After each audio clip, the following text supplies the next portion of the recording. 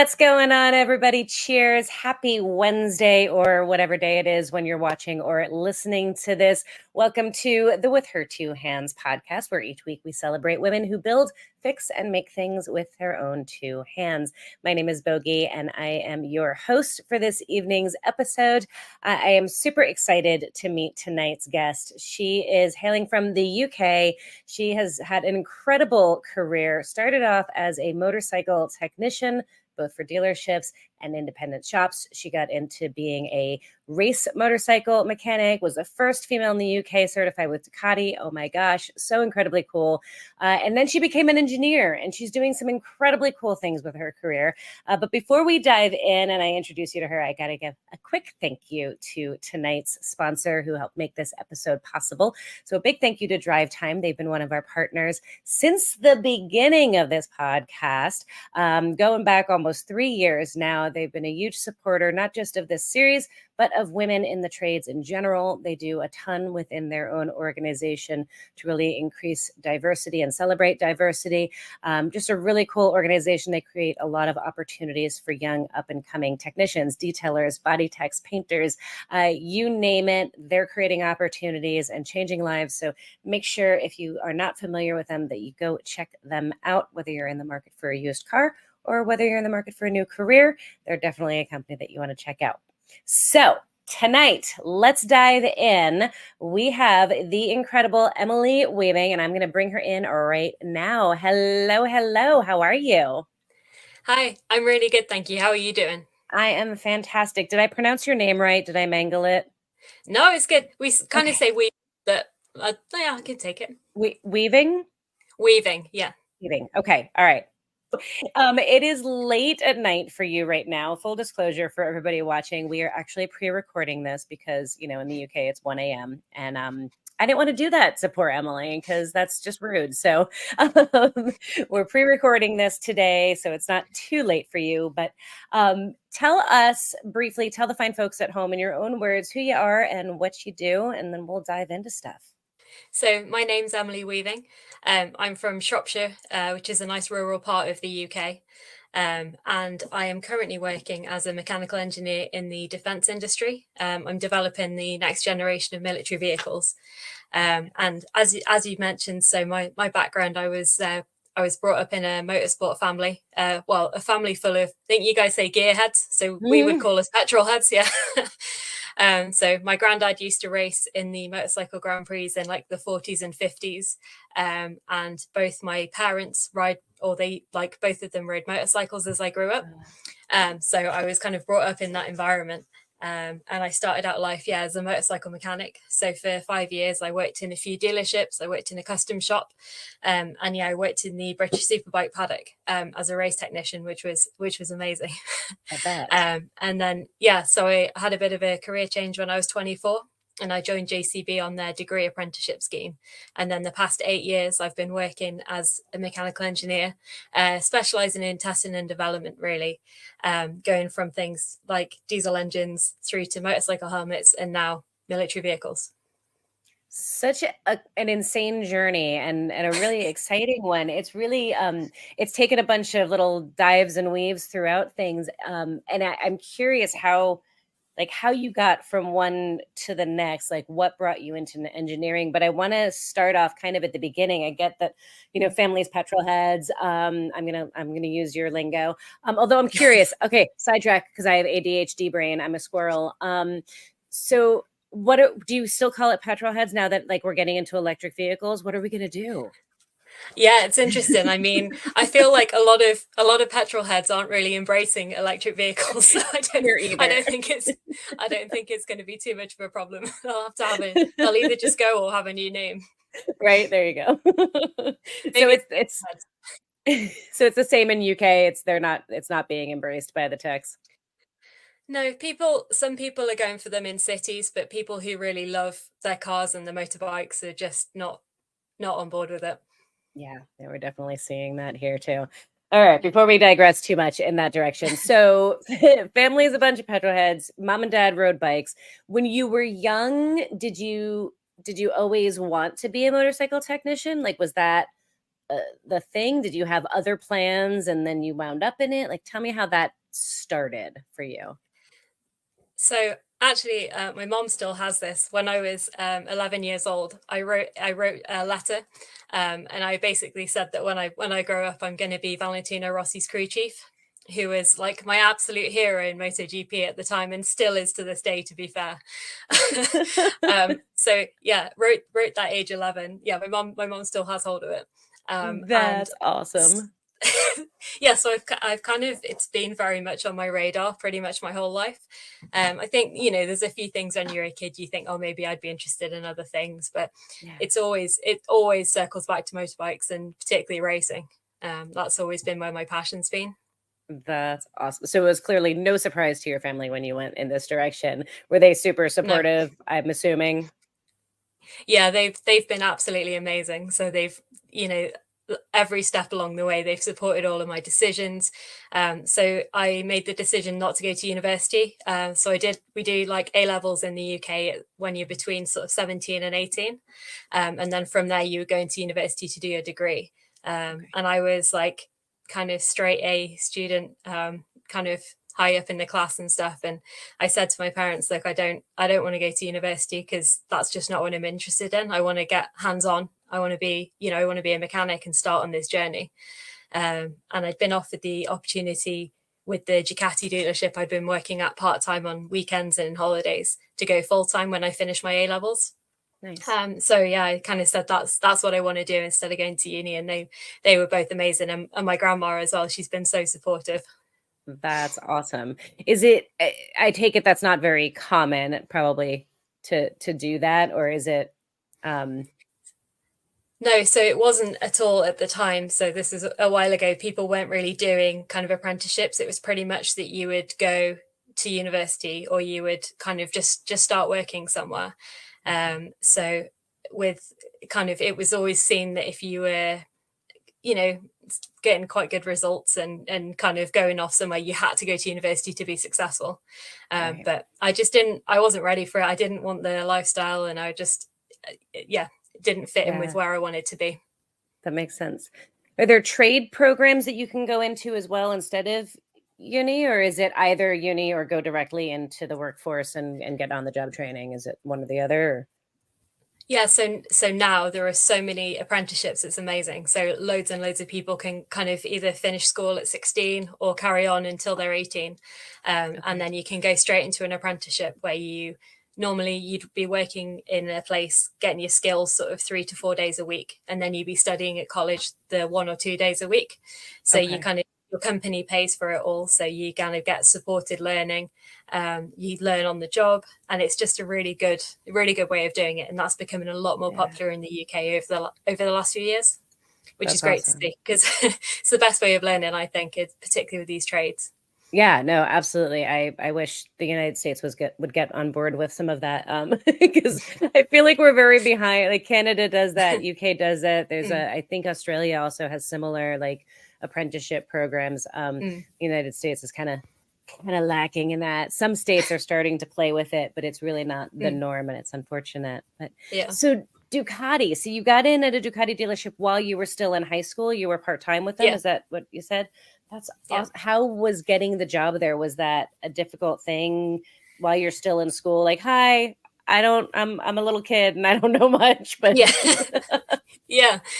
So my parents they'd both bought a few Ducatis from our local dealership. okay. And I was just kind of like looking for a weekend job, and my mom was like, why don't we just go in? So we rode in. So I went on the back of her, and I just took my CV in and said, do you need any help on a weekend? If I could come in as like a trainee kind of role.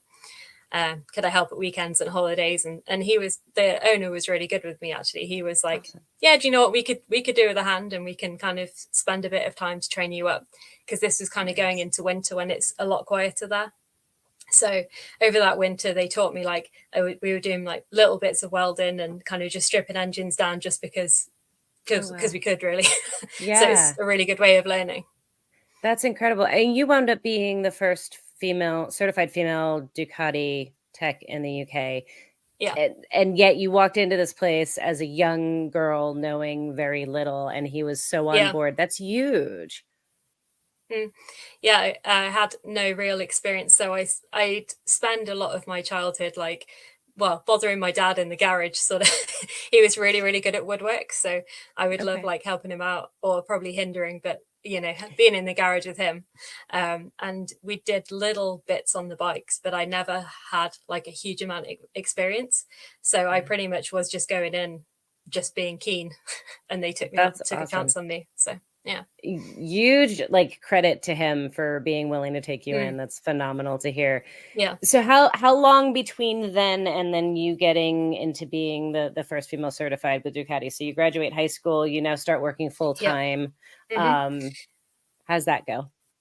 So I think it was probably in about the first kind of 6 months. I went out to Bologna, which is where they're based in Italy. So that's their Ooh, headquarters. And yeah, fun. I had a week out there doing the training courses to get my certification. How awesome. What a Yeah. cool opportunity. The dealership is who sent you, the Ducati dealership? Yeah, so it That's was, they amazing. were really keen to get me through like the manufacturing training and things, because again, I wasn't doing any kind of college sort of learning at all. It was just all on the job, so it was quite a nice Yeah. way of supplementing that really with some yeah, some courses. Yeah. So you were the first in the UK. Were you the first elsewhere? Like when you went to the training in Italy, where they're like, "Oh, you're a female," or was it a non-issue? They were, they were definitely more like, it was very obvious, it was more unusual that I was there, especially with my age. So I would have been 18 at the time. Oh, So yeah, pretty young, and they were, but they were great. I mean, they were, really friendly and really helpful, and I didn't have any. We had a couple of old boys on some of the training courses, and they were great with me, which is where I was expecting there might be a bit of an issue, but no. yeah. That's awesome. So I mean, it sounds like you've had an overwhelmingly positive experience from the get-go. That's fantastic to hear. Do Yeah. you do you feel like that is relatively unique to you, or is that more common in the UK? I mean, I hear it once in a while here in the States where it's this Mm. overwhelmingly positive experience, but it's rare, I feel like. Yeah. I I think it's very mixed, and I think it depends a lot in what industry you're in the UK. So with motorcycle mechanics, I would say is overwhelmingly positive. I've got a couple of Hmm, other female friends who used to be bike mechanics, again had really positive experiences, interesting. because I think in because our kind of biking community in the UK is quite small and it's Mm, quite a niche. It means that they seem to be a lot more open to interesting. like women and different kind of people. They're not, they're actually really quite good. Whereas I know a couple of people who are in the car industry who struggle more, because you've kind of, everyone's got a car and people don't really think about it, and they, always asking to see the guy. Yeah. um so it is mixed. I've had, I've had comments and bits and pieces, but But I nothing always crazy. try. Yeah, I think actually the worst experience I've had was ironically the boss at the Ducati dealership that gave me my break. Oh. So when I handed my notice in to leave to go racing, he basically went crazy. um, and he said that I was never going to make it anyway because I was too small to be a mechanic, despite the fact that I'd been working there for like 3 years at this point without really a contract. So he could have just fired me at any point if I wasn't doing my job. And he was just really, really cross. He just kind of threw his toys out the pram, I think. But Oh, I, yeah, pretty much. yeah, but he literally told me to just take my overalls off and leave. That was it. I was done. Oh my So gosh. yeah, it was crazy, and I didn't actually have a job in racing to go to either when I hadn't handed my notice in. Oh. Yeah, so I needed to go that weekend. I'd organised a meeting with a team, just to have like a bit of an interview and to see if they wanted to take me on for the year. And I needed the Saturday off. But I asked for the Saturday off and he wouldn't let me. He said, "No, you can't have Saturday off. We need you in." And he said, "If you want Saturday off, you'll have to leave." So I Oh, said, "Okay." jeez. So I went home. I slept on it. I spoke to my mom. We talked about it, and then I went in the next day with my notice. Good for you. Yeah. It sounds like he was just pouting. He was like, "Mer." Yeah, I yeah, don't want you to leave, pretty so now I'm much. going to be mean. Yeah, pretty much. Oh But it my was goodness. it felt like it came full circle because the last race team I worked for was a Ducati team. So I was in like head to toe in all my Ducati race gear, and I saw him in the paddock. So it's just like, hi, here I am. I've made it. How was he when you saw him? Was that like an amazing moment for you? Yeah, it was so good. He just kind of looked at me and did one look at what I was wearing and was kind of like, so yeah, that was quite funny. It was quite I satisfying. love it's success is the sweetest revenge, isn't it? It's, Absolutely. Yeah. I love it. So that's ballsy though. Like you decided you wanted to switch into doing racing, race Mm. mechanics, but didn't have anything secured and put in your notice. I had you been putting out feelers at all? Were you already like laying the groundwork for this, or were you just like one morning like I'm gonna do this and then all right, now I have to do this because I just lost my job? So yeah, I guess the backstory really with it is I actually lost my dad in the November. I'm so sorry. And he was one of the people that was super supportive of all Mm. my like crazy things and the whole Valentino Rossi's crew chief. And he was always just like, yeah, you can do this. Don't let anyone tell you what you can and can't be. So that was the November. And then I actually came over to the States for the first time by myself. I met a friend out there in the March, and it just really opened my eyes to like travel and like this whole world out there. And we did New York and Boston. I fell in love with the place, and I thought, do you know what? I want to be able to see more of the world. Nice. So I was on the is when I was on the Greyhound bus from Boston back to New York, and I had a great playlist on, and I was just by myself, and I thought, yeah, I know what I need to do. I need to follow this racing dream, Oh, I love and it. make my dad proud. Essentially, I think I was like, I know that's what he's going to want. So I came back from there, and me and my mom went through and we like wrote a little cover letter out, and I updated my CV and just made this like speculative letter basically. And then I spent the weekend researching race teams, and literally any race team I could find an email address for, I sent my CV and my cover letter. So I think I sent about 60 emails out. Nice. And I think I only got 3 responses. Two of them were positive, but not for the season. They were already set. And then the last one was this female team owner who really liked the sound of me, and she asked me to go up to meet the team. Hence That's the notice. awesome. Yeah. Amazing. So you found a female team owner, no less. Yes. Yep. Also, I take it very uncommon. Yes. So she was at the time she was probably the only one in the paddock that there was a female team owner. So yeah, I think that might have helped my cause. But she was great. Like I'll forever be grateful for her giving me the first chance to get into racing. Really. Yeah, that's incredible. What I love that story. I mean, that's just an incredible like everything, like taking that time to reflect and kind of having your dad's memory and that really being a motivator for you. It's just such a beautiful thing. I absolutely love it. I'm so sorry for your loss, and at the same time I'm so glad that like kind of pushed you to kind of Mm. continue on with your Yeah, journey. definitely. I think it really made me realize that you're not here forever. And Mhm. anything can happen in an instant, and you've just got to live your life how you want to. You've got to Yeah, you've got to enjoy yourself, and it's these things that you've dreamed about doing. If you can even try and do it, just try, give it a go. And that was what I wanted to do. absolutely.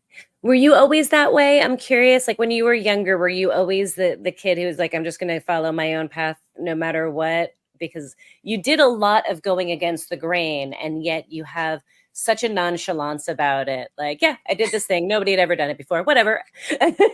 Like, um, were you always that way? I guess so. Yeah, I really think being brought up without any kind of boundaries, or not boundaries, but no, I was never made to feel like I had to be anything. Even with, say, talking about my background with the motorsport family and everyone being into bikes, I was never pushed into bikes. It was never like, right, this is what you have to do. It was just kind of naturally came up that way. And I think I was offered my primary school, so my sort of small, like junior school, I think you guys call it, we had an amazing design technology department. Oh, And we had such amazing equipment, like we had lathes and milling machines and all sorts of stuff that ooh, we were using at the age of like eight or nine. amazing. We had like vacuum forming machines. We had we had a hovercraft which we we could work on. Oh It my was gosh, pretty in crazy. junior high? Holy Yeah, crap. yeah, That's awesome. yeah, I don't think we yeah. have that here. At least not in my So school. We didn't have that. yeah. So I and the teacher was super inspirational. He was amazing, and he really encouraged like just learning. And you could go in on your lunchtime and just make just play around with things, even if it was just soldering things together or gluing things up. I kind of had that from a very young age, and because both my parents worked full time, I went to quite a lot of the summer schools. And through the summer schools, it would always be like hands-on making projects and stuff. So we'd be like making catapults and vacuum formed boats and racing them across lakes and all sorts of stuff. So I've kind of naturally had a lot of hands-on kind of things open to me naturally, which I'm super, super grateful for. Yeah. And I think, yeah, that's really helped shape where I've got to now. That's so awesome to hear, and just such incredible opportunities. It's kind of like the what I've been shouting off the rooftops for forever is like, gosh, we need to expose kids to everything because you never Mm. know. And yet Yeah. so many kids don't have that kind of opportunity to be hands-on. I feel like at least in the States, it is very normal for kids to get all the way through high school, even college, often without ever having had an opportunity to build things or take things Mm. apart or like Yeah. learn any of that kind of work. And you don't know if you're going to be good at it unless you try it. Mm. And No. so many people don't even know those careers exist, right? Like they don't even know that that's an option. Absolutely. I think that's the biggest barrier really, is that people don't actually like understand what these jobs are. Hmm. Which is why I try and spend a lot of my time. I'm a STEM ambassador, which is what we have in the UK. Okay. So I volunteer quite a bit of my time sort of mentoring, tutoring, judging awards, all that kind of stuff. But my main reason is to try and raise awareness of actually what it's like to be a mechanic and an engineer, and explain the difference between the two, and the different kind of roles you would take on in those careers, because yeah, there's a real disconnect with what people are taught at school and then what they can then become with the stuff they enjoy doing. And exposure, Yeah. like you say, if people aren't getting hands on at a young age, you're not going to know that the world out there. Yeah, So yeah, I absolutely. think it's So important. you're traveling all over doing the STEM ambassador stuff. What kind of response do you get when you're speaking, and what kind of settings are you speaking in and talking and reaching out to people in? So it's been a lot of my speaking has been more recent. So last year I did a keynote speech for the Triumph motorcycles. They had a design awards for people doing their GCSE, so it's sort of 16 to 18-year-olds. Okay. And they asked me to do a keynote speech and present the awards and things. Awesome. So that was really cool. So that was about like a room of about 80 people in there, and they just wanted me to talk about my sort of career journey and where I've got to. Yeah. So I go from events like that to just kind of smaller. I've judged on the Formula Student, which is it's like an initiative where people at uni, they put together, kind of come together as a team for the year, and they build a race car. So Okay. quite a simple car, and then they do a race at Silverstone. It's organised with the Institute of Mechanical Engineers. Okay. So I supported like kind of the junior version of this. So it was people, I think they were about 15 or something like that. So they put together like videos about how they've gone about building the car and the designs and all this kind of stuff. So it's quite wide ranging, Interesting. really. That's awesome. And are you well received? Are you like what is the response that you get from these talks? Do you find like you're getting to expose people to new opportunities? Yeah, I think so. I always feel I'm always terrified before I do them. This like the keynote speech. I had I had so many people come up to me after that, because we kind of just mingled afterwards, and either asked me a couple of like specific questions, or just to say that I'd really inspired them, and it Nice. means a lot, and it kind of keeps pushing me to do things like this really, Yeah. because it's important. And I know I've spoken on a couple of sort of women in engineering kind of panel events, and again had a few people reach out through LinkedIn afterwards and just kind of said that they were really inspired to teach their daughter or to pick up a few things for their daughter, and things like that, which really motivates me. Absolutely. That's everything. I mean, that's everything. If we can affect one person or influence and create opportunity for just one person, that's everything. That's awesome. Now, did you start, you have a blog as well. Did you start that before becoming a STEM ambassador? Like, which came first, chicken or the egg, and what motivated starting the blog? So I did the STEM ambassador. I started when I joined JCB. So as part of their degree apprenticeship, they encourage people to sign on and sort of start giving back a little bit. So that's been going on for quite a long time now. I guess I've been doing it for 8 years. Wow. So I've been doing that for 8 years. So that came first. And then, my blog, like you mentioned, I started that up in COVID. So it was in 2020 when I was furloughed from work. So I don't know if you guys did furloughment, but we basically got sent home from JCB for like 3 months. And we were just told we couldn't, because we couldn't do our jobs remotely. So we just got sent home. We'll pay you 80% of your salary, and that's it. So I kind of took that period to reflect on kind of what I was doing and what I was hoping to do. And I realized that when I do these kind of smaller events and kind of bit of like one-on-one mentoring and things, you're affecting a limited amount of people, but at least some. And I thought if I could, I love writing, I really enjoy writing. So I thought if I could kind of translate my passions into a blog that people can then access from anywhere, I thought it could be quite a good resource. So kind of for people coming into engineering, so they could kind of see the life outside of being an engineer. So for me, it's like the things I can do because I'm an engineer. So like, your work-life balance and being able to travel a bit more, having a little bit of money to buy new motorbikes and things like that. Of course, that's what you do when you have money. You buy more motorbikes. Absolutely. Clearly. So it was, so you kind of capture those people, but then the secondary side, which has been really super nice, is meeting fellow female engineers who maybe don't have any like support network where they're working, or maybe they didn't have any friends in engineering, and they're kind of reading some of the stuff that, like, maybe some of the challenges like imposter syndrome or something that I talk about, and they're like, thought it was just me, and then that sparks off a conversation.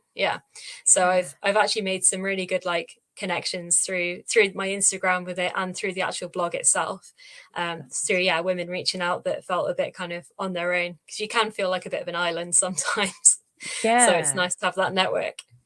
Absolutely. No, I think that's huge. I love that you're doing that. And I think you're absolutely right, especially when you talk about like imposter syndrome. I think that particularly is one of those things, like, even if you've had, like yourself, you've had this great, very supportive, beginning of your career and journey where like you didn't have a lot of crap as a woman, but you're still the only, and it can still be kind of lonely, and you can kind of start to question, is it just me?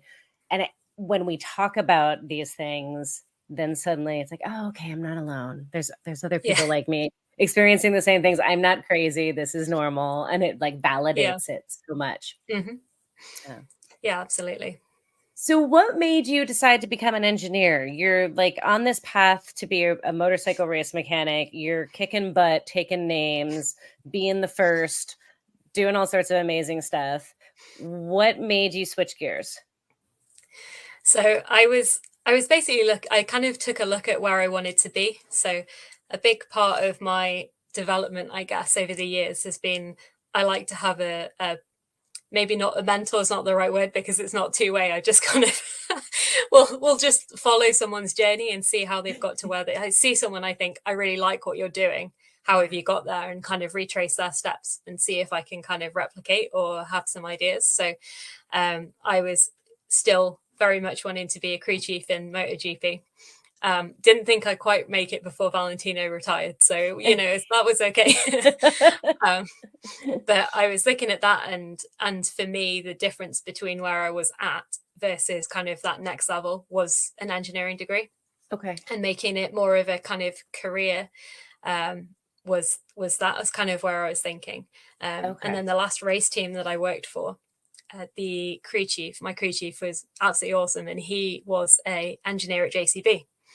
And one of the weekends he was like, what, like, why didn't you do a degree? Why didn't you do that? And, so we talked about it. I didn't want to do that in the past. And he was like, well, why don't you get one now? And I was like, I'm not going to uni at 24. Like, that's not happening. And he introduced me to the concept of degree apprenticeships. And I'd never really heard of them. They weren't a thing when I came out of high school. And he was like, why don't you, I know JCB do them. He's like, why don't you look into doing a degree apprenticeship? You can still keep working. So you're kind of keeping that side, but someone will pay for your degree and then you can see what happens. And we kind of, that weekend we were both looking into it, some of the schemes, and he was like, oh, I'll email the early careers lady and see where they're at, because they weren't advertising, because this was in like May time. So yeah, he sent my CV through to the head of early careers, and she was like, oh, we had basically 8 people that we'd picked for September, but a couple of weeks ago one of them dropped out. We weren't going to advertise for someone else because we kind of couldn't really be bothered. We were just going to have 7, but actually you're really interesting, so can you come in for an interview? So I basically went in and did like an assessment center and stuff, and I got offered that final spot on the apprenticeship scheme. Heck yeah. Awesome. Timing is everything, isn't it? My goodness. Absolutely. Timing, perseverance, willingness to do it anyway and just put yourself out there. And oh my gosh, the male allies and supporters that you've had that are helping you find these opportunities. Like, ooh, I love it. That's so cool. Yeah. So the goal really was to continue in the path as a motorsports technician and crew and all of that. And then later you turned the corner and wound up doing something completely different. But so it wasn't that you were wanting to leave motorcycle mechanics. You were just trying to advance your career at that point. Yeah, that's it. It was my way I could see of making it sort of really a career. Because I spent a year, one of the seasons I worked full time for the race team. So I didn't work in a shop. I just worked there. And it was just mad. I had such a great year. It was so fun. I worked at the Isle of Man TT, which was just an amazing, amazing event, the road racing, to be able to work at. So that was like one off the bucket list for sure. And I did a bit of traveling in Australia with my best friend, and it was such a great year. But it pretty much financially broke me. Like, if my mom wasn't so understanding, like, it would never have happened. Like, I was being paid £30 a day. Ooh. Which is like not much. Not very much. No, not at all. With a lot, like loads of travel and everything, but the experience was brilliant and I had so much fun. But I kind of looked at that year and I was like, I'm so glad I've done it, but that I can't sustain this. Like, I can't have a career and I can't do the traveling that I want to do with that. So it was my way of kind of putting the pieces together to try and make it more viable as a career. That makes sense. Awesome. So you had the vision of how you wanted your life to look, and then you figured out what you needed to do to support that. Yeah. I like that. Okay. So what was it like working in motorsports? What is it called in Europe? I'm sorry, I don't know names for the motorcycle. JCB? Is that right? So JCB is they're the heavy machinery company that I work for. So they're like our version of CAT. Yeah. Okay. So the motorsport, I was in the British Superbike paddock. British Superbike, that's right. Okay. Yeah. So what was that like? Was it amazing? It was amazing, exhausting, and crazy all at the same time. It was. I just had the best time. I worked for some really amazing teams with some incredible people, some really talented riders. So had, particularly the year I was full time, we had quite a few podiums, race wins, and I think we finished second in the championship in the end. So that was awesome. Nice. So to see like the high performance was great. And the last team I worked for, the whole team was just fantastic. The team owner was amazing. Still really good friends with everyone now, which is really, like kind of 8 years on, we're still really close, which is so good. That's awesome. But it was pretty much everything I kind of hoped it to be, I guess. So it was really, really intense. I think people think it's quite glamorous because you kind of see maybe just the race day and you see like all the great girls, and everyone's kind of just stood around like celebrating and everything. And it's just it's absolutely crazy. The amount of work is unreal. Like we had a weekend where both of our riders just didn't want to stay on their bikes all weekend. So the Saturday we had the last session of the day, which finished at like 6 p.m. and my rider like absolutely smashed his bike up, needed a new frame and everything, so it was completely totaled. But the class we were in, you weren't allowed to keep spare frames in the truck, or you weren't allowed to have them with you because you're meant to just have like the one bike. So we were like down south kind of London area, and our workshop was up kind of in Nottingham, like 4 hours away. So this all happened at 6 o'clock in the evening. By the time we got the bike back, we started to strip it down, and we could see the crack in the frame. So we were like, right, need a new frame. So 3 of us jumped in the van, and we drove for like 4 hours up north, picked up the new frame, and then drove all the way back. So we got back, I think we got back about 1 a.m, something like that. And then had to get straight to work. Yeah, we got a bare frame. So we've then got a swap. So the guys had been like, they got the motor out and everything else. So it was pretty much ready to go. So we just, put the frame down, and then we had to build the bike literally from the frame up. And he was out on track again at 8 o'clock the next morning. Oh my gosh. So I mean, he was out, and we had warm-ups. So he just got like 8 laps in or something, shook the bike down. We were happy it was okay. And he finished the race and got some points. So it was all worthwhile. That's not stressful at all. We had like 2 or 3 hours sleep or something. And you're so wired, you don't really sleep properly. And then it's only when you get home that, when you at the end of the race meeting, you just kind of collapse when it all hits you. For like a week, I'm sure. And that was the time when I was going then straight back into work the next day in the shop. So it was it's really difficult to kind of manage, but it's so worth it. Like, this thrill is amazing. And for me, the pinnacle, it feels like the pinnacle of being a motorcycle mechanic, because you are entrusted with that bike and with that rider's life. Everything has to be perfect all the time. You can't make any mistakes. You can't leave anything loose. You can't forget to forget to put any fuel in, which has happened before, and things. Not by me. But there's just so much to think about. And while you do all, I think the thing I hadn't realized while you're doing all this is you are like a exhibit for people, because you've got people in the British Superbike Championship. The paddock is open to all the members of the public. So you're there when you have a crash, everyone appears because they like to look at a crash, like a smashed up bike. So you're there trying to work really hard, and you've got people either asking you questions or just trying to get in your way, and you've got to be professional because you're representing that team at all times. You've always got to be like polite, because you don't know if someone's a sponsor, you don't know who people are. So that side of it was really interesting, which I wasn't really expecting, but it kind of adds to it. Like, it was quite fun to have that. I love it. I love that you saw that as fun. I think that would drive me insane. That's intense, because you're right. I mean, it's not like with cars, motorcycles, they have no cage around them. There is nothing. It is so crucial. Like, obviously, even with cars, the driver's life is in your hands as you're working on the car, but motorcycles, it's just exacerbated. And then you've got all these people watching you, and then you're probably the only woman out there. So your extra eyes are on you. That's got to be intense. I was the only female mechanic in the paddock. There were a couple of girls who were doing looked after the tires and things. So they were, making sure that all the right tires are on all different at different times and everything like that. Make sure they're all the right temperature and pressures and stuff. Okay. Not in my team, but in other teams. Okay. So I would say in like technical capacity, there were like 3 or 4 of us in the whole paddock. Oh, wow. And that's across about 6 race series within that. So Are you starting to see more of that? Do you feel like those numbers are increasing?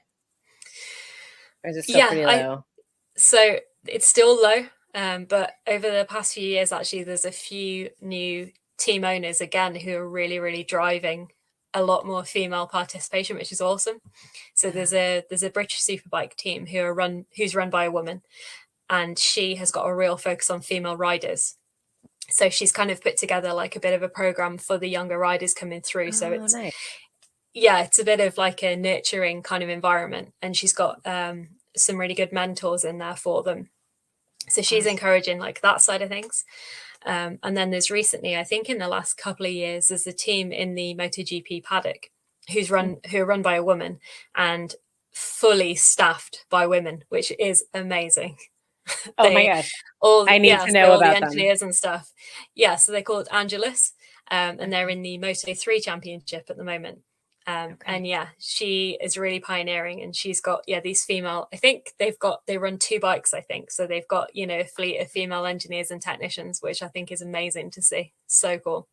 That's amazing. So I'm curious. I mean, you've now kind of departed from the motorcycle world a little bit. You're in defense, which is a totally different arena entirely. Yeah. And you, even before going in defense, you had kind of left to go into doing diesel and other kinds of stuff. Do you miss the motorcycle? Do you see yourself going back? Are you still involved in any way?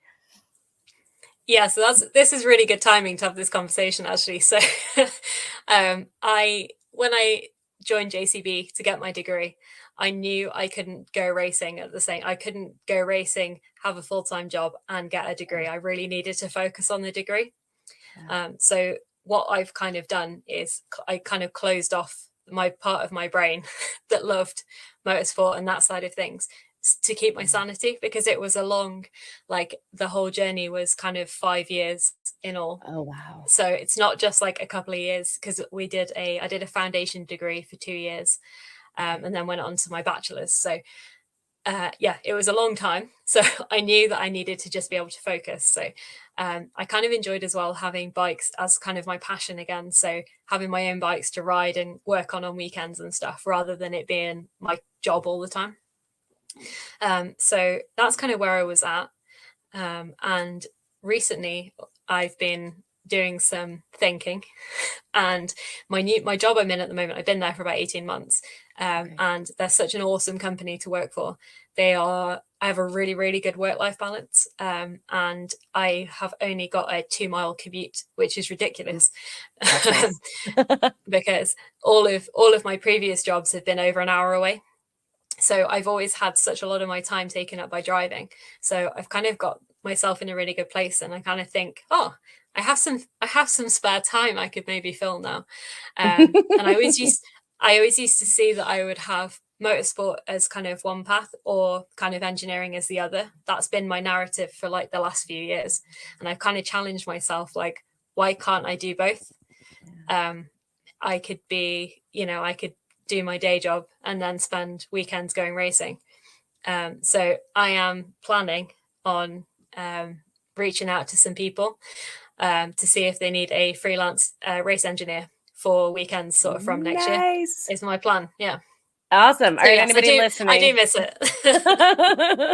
Anybody listening, if you've got a race team on the motorcycle side, got to be UK though, because you gotta balance this with your job. But that's it at the moment. At the moment, I like that. Not closing any doors. Can never close any doors. No, definitely not.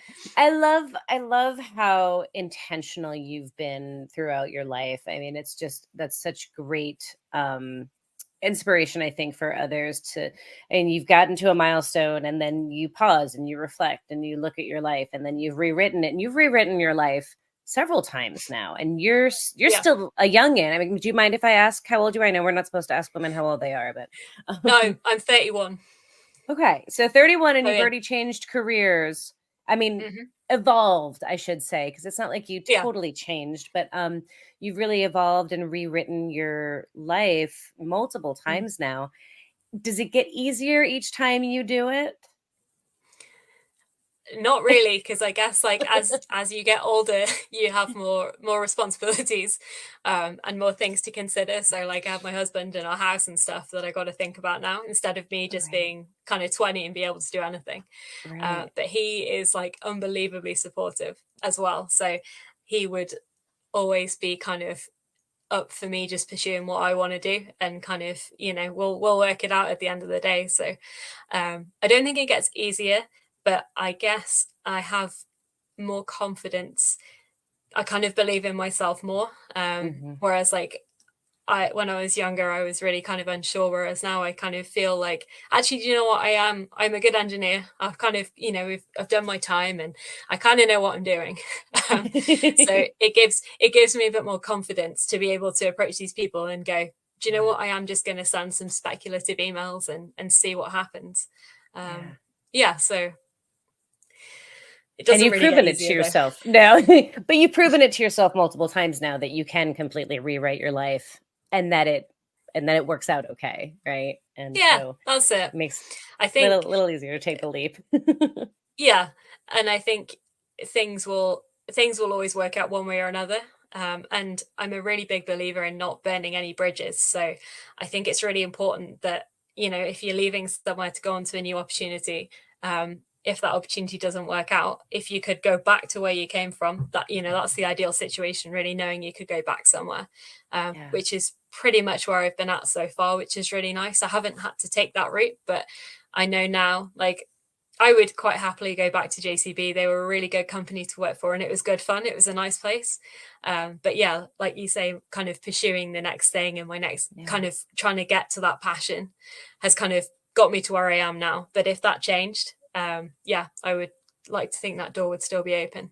Yeah, absolutely. So what were you doing at JCB? You were doing engineering work as well as mechanical work, or mostly just on the engineering side? So it was mostly on the engineering side. They told me off a few times for using spanners when I first started, and I was like, "Yeah, we need to have a conversation about this because I'm not going to wait for someone to do some work for me when I can do it myself." Oh, And interesting. So we you're had it. not, the engineers aren't supposed to be touching, like doing the No, actual work ever? Oh. so they were quite specific there. Is you had your technicians that would do the work, and as the Interesting. engineer you would be you give them the work instructions. But one of the first projects I had was developing a new rig where some engine testing would be going on in, and it was just pretty much a bare room at that point. So we had a load of jigs and bits and pieces to build, and my technician had been pulled off to do something else that was more important. So this stuff needed doing, I could do it. So I just kind of cracked on, pushed my sleeves up and carried on. And yeah, I kind of got told off. We had a bit of a discussion, and then he let us was like, no, you can carry on. Actually, you do actually know what you're doing. That's fine. Oh, nice. So in the end, they accepted it and you were allowed to. Yeah. And then it was like obviously the way it worked was that the technicians would do the hands-on stuff. But if things go wrong, all hands on deck is much more useful than if I was just kind of stood there with my arms folded. Yeah, totally. I don't know. I'm like you. I don't know that I could just stand and watch and have a technician do it while that would be No. really hard. Yeah, it's that's been probably one of the hardest things for me to get used to, going from being hands-on to being like an engineer now and like less hands-on. I do really miss it. I really miss being hands-on, and I do miss, well, not having a day on a computer, which is the reality of engineering. But I think I've got quite a good balance at the moment, and like I say, kind of enjoying my own projects a bit more because I'm not doing it all the time, which is quite nice. Yeah, absolutely. So you're working for JCB, and then is that where you were also doing the motorcycle helmets, or was that another job? Was like that So that was you were doing lots of things there? Or? So that was another job. So JCB, Okay. I was developing their diesel engines. So yeah, we had Okay. a full kind of engine test facility. Okay. So running a lot of tests. So some kind of endurance testing. So we'd have engines running 24/7 for like months at a time, basically to see the endurance of them. We'd have some really fun tests where we would basically just get a brand new engine, which we would build with sort of the piston and ball clearance to like the minimum it should be. We'd build this up, and then we would start it for the first time. We would let it run for like, I think it was about 10 seconds, and then we take it to full speed and full load, so just absolutely flat out, this brand new engine, and run it there for 10 hours, and then we'd shut it down like super quick, so from there over like 15 seconds and off. And that was the test. So I was running stuff like that, which was really fun. Wow. So yeah, to basically kind of verify the pistons really on like new engines. Interesting. So you're running all the tests, then assessing how they did, and then making Yeah. recommendations or making redesigns based on that. Yeah, that's it. So I would kind of be responsible from like the test planning. So they would come to me, like maybe the guy who designed the pistons would say, look, we need to verify this new design. So I'd kind of plan all the testing.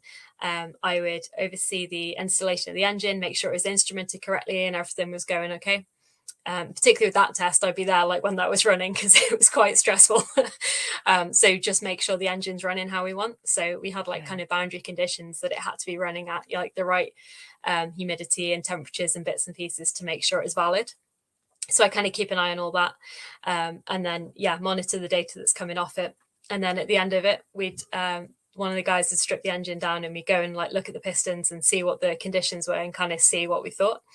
And then I'd write a report, do all the data analysis and kind of pull it all together. So that was really fun, actually. I really enjoyed it. Yeah, that sounds really fascinating. One of the pistons is on just behind me here.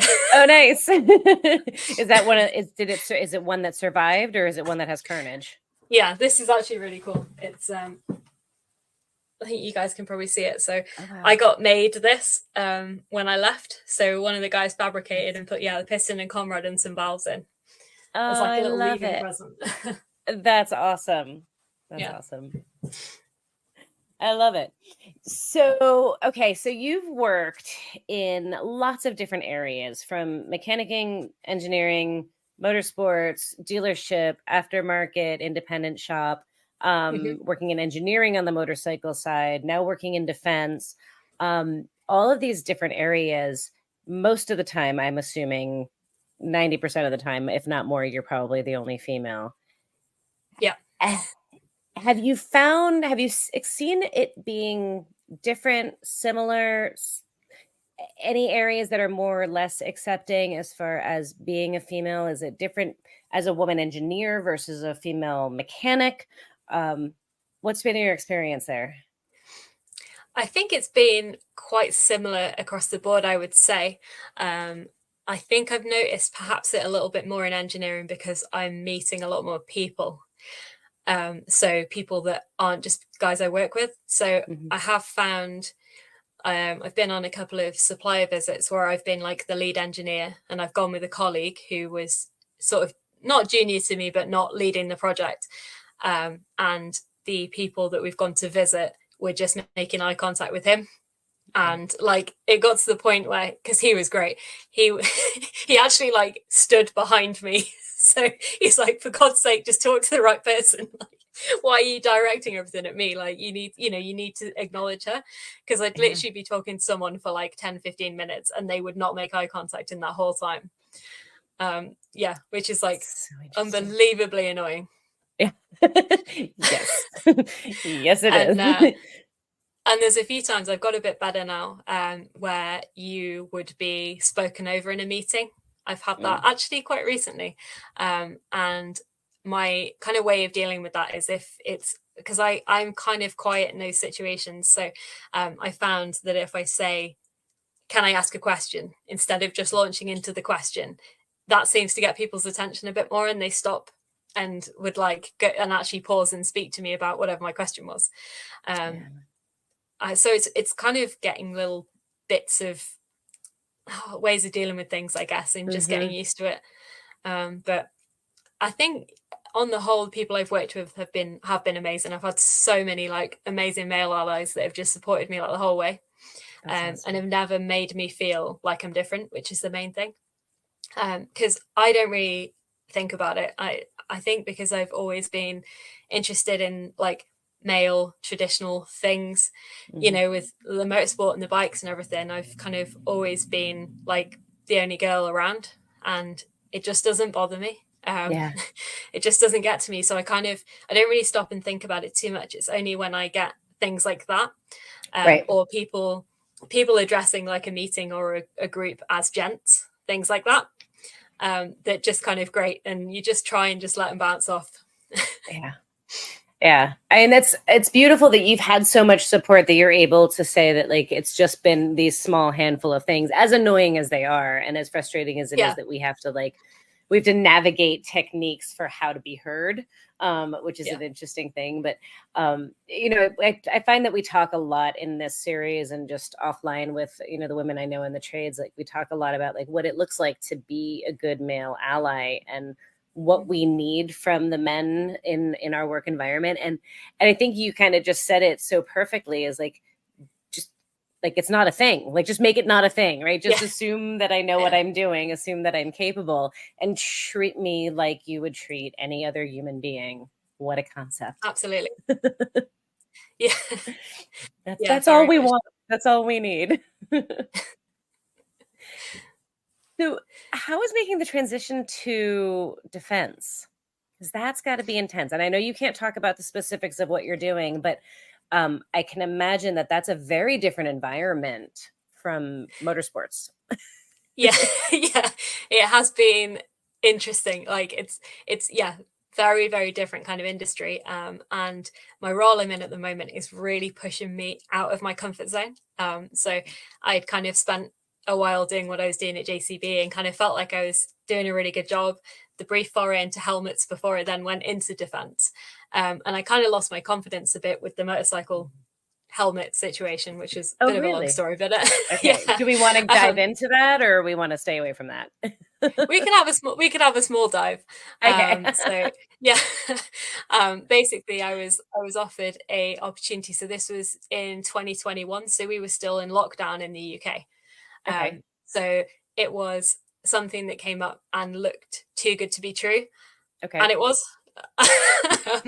So it was basically this company had amazing like marketing, social media type presence. Looked incredible. The job sounded amazing. Sounded like they had a really beautiful testing and development kind of facility. And I did my interviewing remotely because of COVID. I couldn't go down and see the place. So I would never do that again. I would never not visit somewhere and meet the people in person, I think is really important. So yeah, I got there on my first day and I basically I was joining the testing and development department, but actually I was the testing and development department.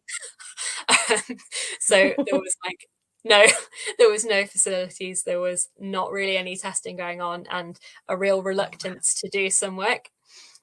So there was a lot of narcissistic people there that were not interested in improving anything. Oh my goodness. Yeah. So you were hired for a position that like, there was nothing there to support it whatsoever. And you were expected to just create it all in an environment where they didn't actually want it. Yeah. Ooh, yeah. That's fun. Yeah, it was it was eye-opening and absolutely crazy, and it was really challenging. Like it was also about an hour and 45 minutes each way from my home, so I was driving really far every day, and I was just so like hated it. It was just awful. Like I thought I could really make a difference and make it change, but they just weren't interested, and I just got undermined at every level. And actually I quit that job without a job to go to. So we'd literally bought our house. And I think we moved in and it was about a month later. I had a particularly bad Friday, came down from work at like 9 p.m, just in tears. And my husband was like, right, that's it. You need to like this can't go on. You're just a shadow of yourself.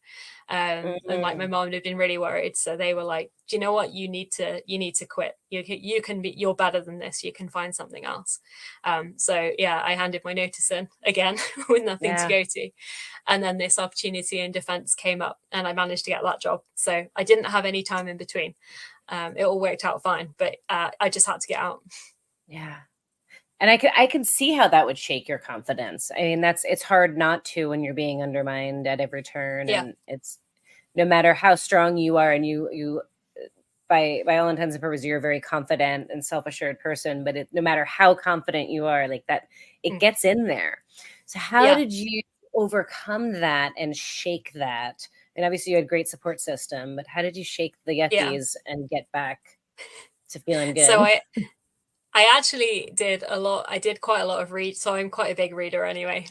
So I did a lot of reading of kind of inspirational people like Tim Ferriss, Tony Robbins, those kind of people. I did a lot of reading. I actually kind of stalked myself again on like my social media and my LinkedIn from when I was doing really well. Oh, I Um, love that. yeah. So Oh my I kind of gosh. went back.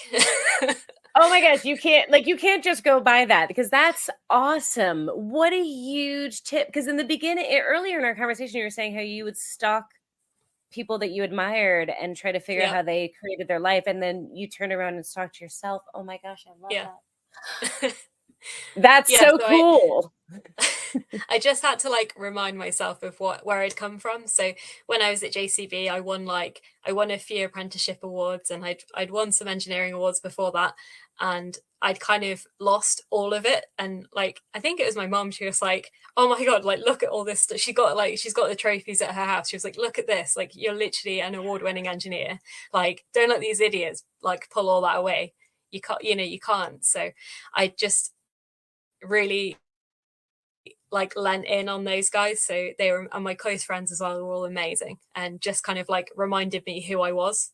And I wasn't this, what was going on. It was like, that's not you. You have skills. You do know what you're doing. It's fine. But it took a few months starting my role in the defense industry to kind of get that back and actually feel more confident, especially going into a completely different industry. I was just Yeah, like felt I just didn't really know what was going on. But again, I went yeah. into a really supportive team, and they were great. And Awesome. people giving you nice compliments about stuff, and it's like, oh, okay, we're back, we're okay. Whew, okay. That is incredible. I absolutely, what great advice for anybody to do when they're like feeling the ick and doubting themselves. That's phenomenal. And you weren't exactly going into like a warm and fuzzy. I mean, it's you got it, found a great team. That's cool. But like the Yeah, defense industry is not very necessarily known for being like a soft, cuddly place to friendly. work. Yeah, yeah. Yeah. No, So, absolutely. did the culture take a lot to get used to, or The culture is actually, it's been really funny actually. So the team that I'm in is basically full of petrol heads. And so everyone has like project cars, everyone's got Land Rovers that break down all the time, everyone's motorcyclists, well, they're or Land people are Rovers. Of really in. course, they break down all the Yeah, time. exactly. And people who are really into like their cycling and like mountain biking, and basically a group of people that I have so much in common with again. Which is what I had at JCB. Like our team, we had again, everyone there was like, the car park was so good there. It's also, really interesting Nice. cars and bikes and stuff. And yeah, so coming back to my company now, the Yeah. team is kind of similar characters of people.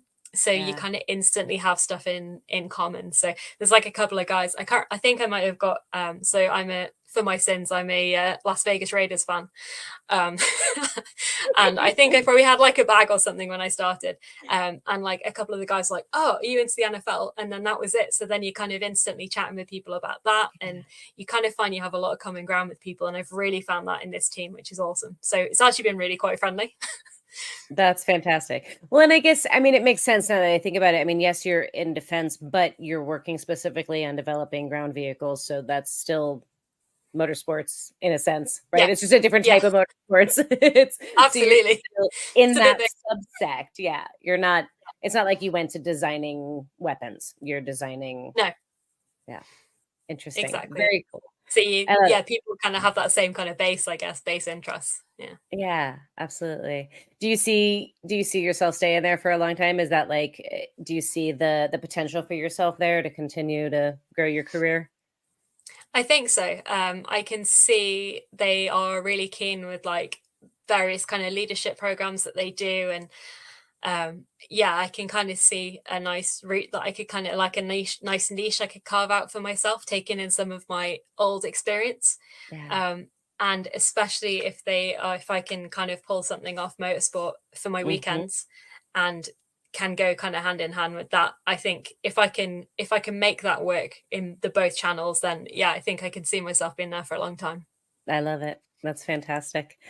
Yay, what a cool career trajectory you have had and just a cool journey, and I'm excited to kind of see as you continue to pull these different pieces of your life together to find that like perfect balance of all of it. It's a you've done good. I'm sure your Oh, family is thanks. incredibly proud, and I'm sure dad if he were around would be incredibly proud of you. Thank you. It means a So lot. I just looked at the time. It has been an hour already. Oh my gosh. I feel like we could keep talking for forever, but I know it's getting late there, so I will be respectful. So I've got two final things. One is tell the fine folks at home where they can follow you, where they can find your blog, where they can keep up with what you're doing, aside from the confidential stuff that you can't disclose, but all the rest of the cool stuff that you're doing. How can people find you? Yeah, so I am the Female Engineer blog on Instagram. And yeah, my blog is the Female Engineer blog. So you can type that in Google. It's also linked from my Instagram. So you can sort of follow me through there. And then final question, if you had the opportunity to speak to the younger version of yourself, little baby Emily, or another little girl like you out there who wants to do what you are doing, who's stalking your social media and saying, I want to be like her when I grow up, what are your words of advice to her?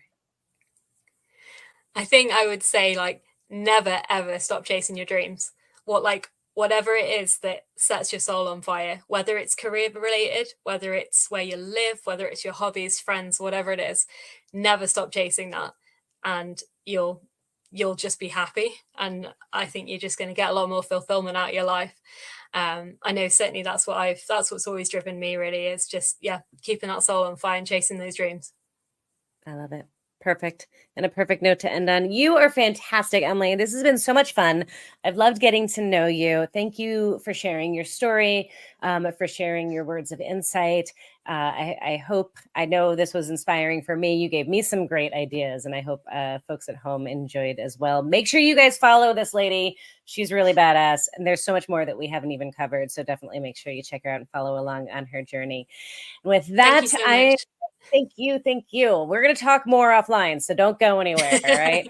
Um, so, with that, I'm going to bid the rest of you guys a good night. Thank you guys so much for tuning in, spending an hour of your week with us. Remember, we have new episodes of the With Her Two Hands podcast every Wednesday night. We've got some incredible women lined up. And then, of course, we also have archive episodes that are released every Monday night. So, you get two opportunities to watch With Her Two Hands. Make sure you follow along on Instagram, on Facebook, on YouTube, on all of the platforms. Make sure you like and subscribe. And if you like this series, please leave comments. Please let us know. The more people who like and subscribe, the more people see these, and the more these incredible women get to have a light shown on them and all of their incredible accomplishments, which is ultimately the goal of this. And hopefully we inspire more women to go out there and do, as Emily says, what sets their soul on fire. So without further ado, I'm going to bid you guys a good night. Big thank you again to our wonderful sponsor, Drive Time, for all that they do to support women in the trades. And until next time, be good to yourselves and be good to one another.